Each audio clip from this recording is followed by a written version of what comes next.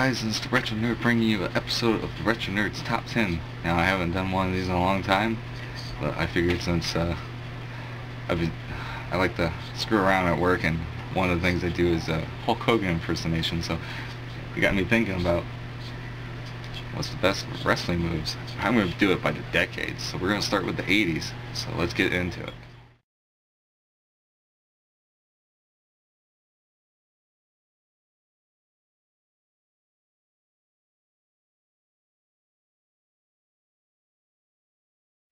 Okay, so we're starting it off with number 10. And boy, are we starting it off already.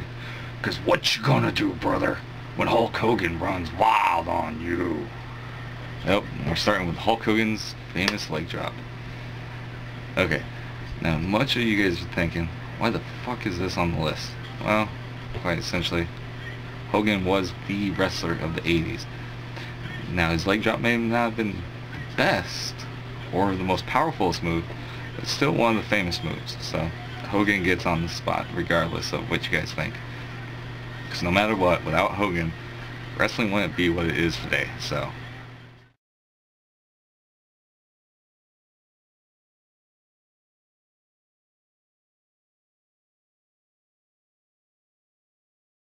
okay, so number 9. We're going to stand at attention for this one because we're going to go with Cobra Clutch. Yep, Sergeant Slaughter's finishing move, the Cobra Clutch. Yeah, a lot of you guys are thinking, why not the $1 Million Dream? Well, Cobra Clutch was first. $1 Million Dream was sort of like a knockoff of it. So, I'm going with Cobra Clutch because you can't say no to the USA, but you can say no to the $1 Million Man. Who's going to buy you off? I don't even think he has $1 million. I know that belt's probably worth it, but you know, he didn't pay for that, and the company paid for that, let alone did they even have $1 million for all that.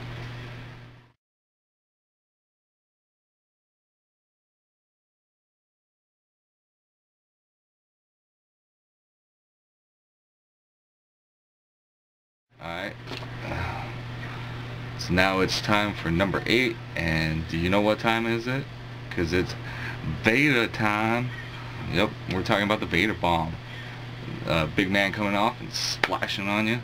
One of the most devastating moves because how big Vader was. Just not that, but this guy could do some, you know, high-flying stuff. I think I've even seen him do a moonsault before.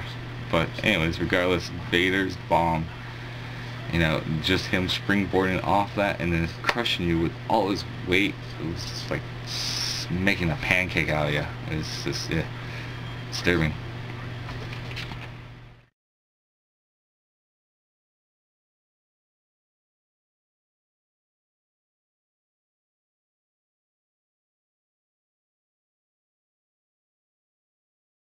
So we're on to number 7. We're talking about the Ultimate Warrior with his gorilla press slam into his jumping little body splash.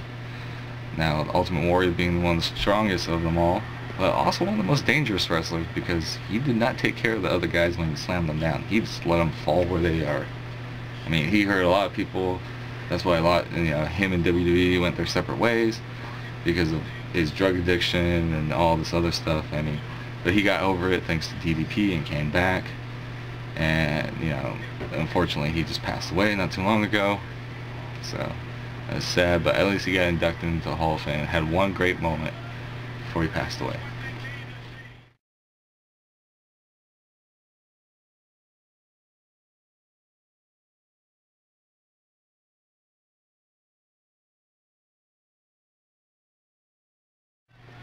Well, now on to number 6.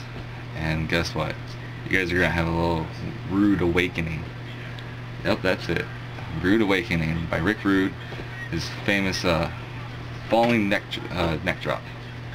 Sort of like a reverse stunner. Instead of falling on their chin with the Stone Cold Stunner, he actually has them backwards, where the back of their head, right here, and their neck is draped over his shoulder, and he falls and completes with a falling neck drop.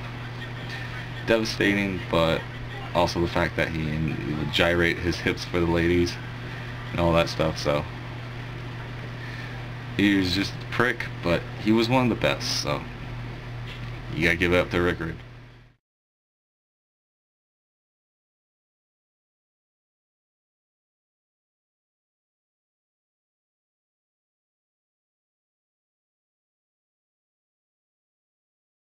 Next up, number 5. One of the famous moves in history of wrestling. Was a finishing move, but now it's done just as a regular move. The DDT. Now, made famous by Jake the Snake Roberts. I believe it was, the way it was created was nothing more than an accident. But Jake saw the potential in it and kept using it because of the way he drives the opponent down head first into the mat. It was just a devastating move altogether, so why not? He might as well keep it, you know? It looked cool. And added to his character, you know, being Jake the Snake Roberts and all that, so why not?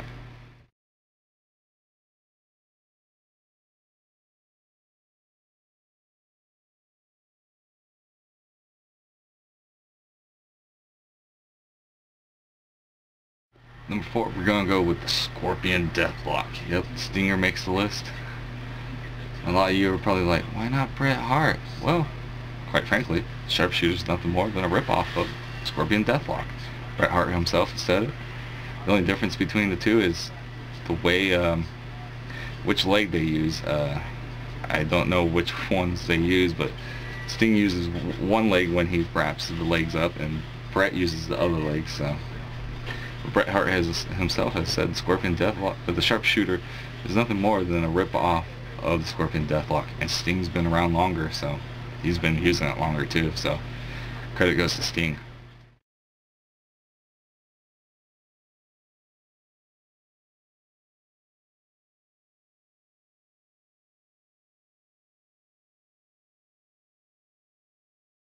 Alright, next up was the Tombstone Piledriver.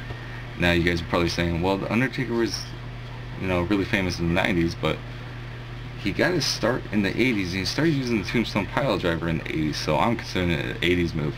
Sorry guys. But the Tombstone Piledriver, devastating move. You cannot beat that move. That move is really devastating. Pretty much taking the opponent and driving them down head first into the mat. It essentially is a pile driver, but a little bit more controlled than a pile driver. A pile driver is now considered banned and dangerous.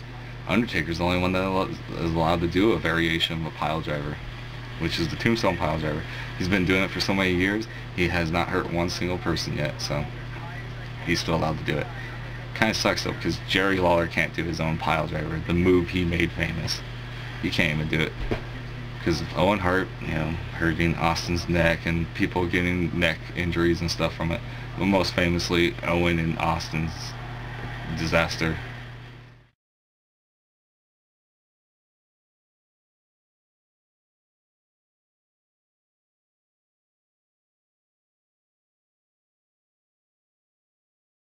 We're gonna get a little, you know, styling and profiling, because this is the figure 4 leg lock, baby.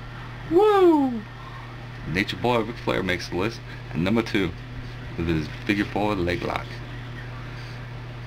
If you guys don't know, I'm actually a big Ric Flair fan, so sorry. That's why he's number 2. But number 1 is going to be better, but because just frankly of who he is. But Ric Flair, you know, his figure 4 leg lock, no matter who does it, no matter what, they always do the little struts.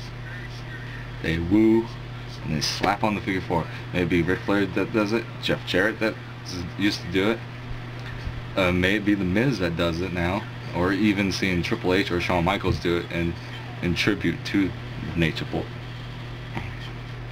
But it doesn't matter who does it, because you always know who the one person that does it the best is Nature Boy Ric Flair. Woo!